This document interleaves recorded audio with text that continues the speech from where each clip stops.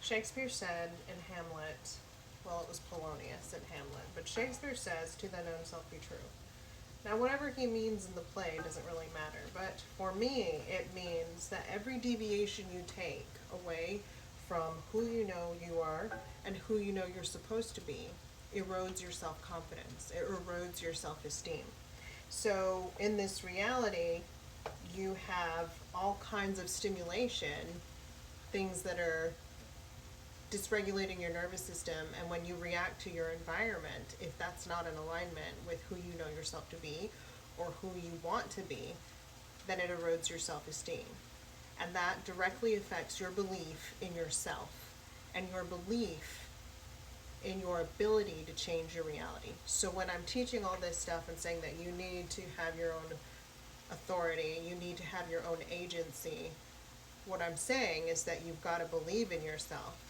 So keep that in mind whenever you're trying to regulate and you're being stimulated by your environment. To thine own self be true. So it doesn't matter what happens in your environment. It doesn't matter what's going on. You do you, and you be who you know you're supposed to be. If somebody triggers you, who are you?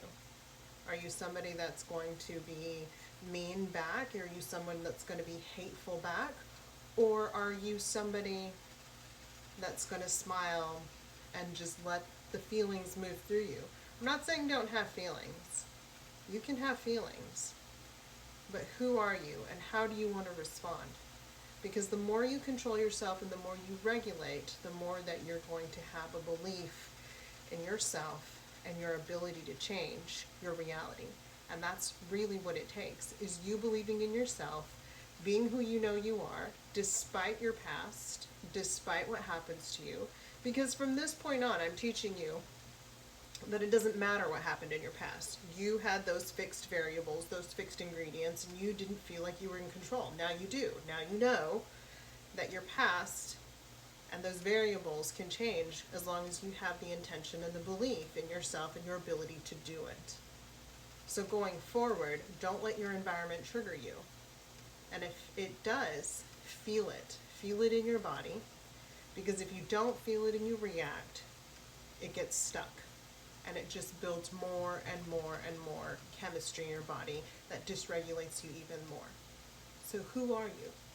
How do you react? How do you want to be? Are you filled with fear and anxiety and stress? Or are you calm? I have a white room exercise, and then I have an avatar exercise where you imagine yourself in a white room, and it's the white room exercise is to build your mind strength and your visualization and imagine what you're going to put everywhere.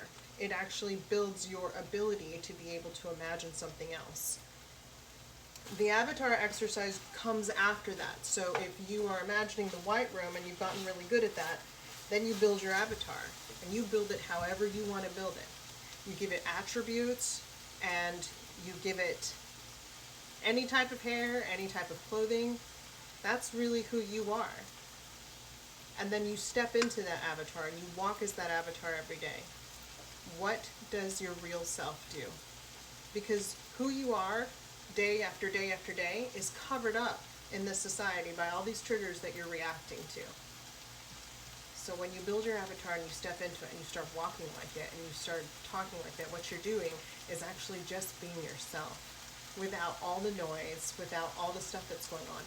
And if you do this over and over and over again, it won't matter what's happening in your exterior environment because you have control over you. Hope this helps.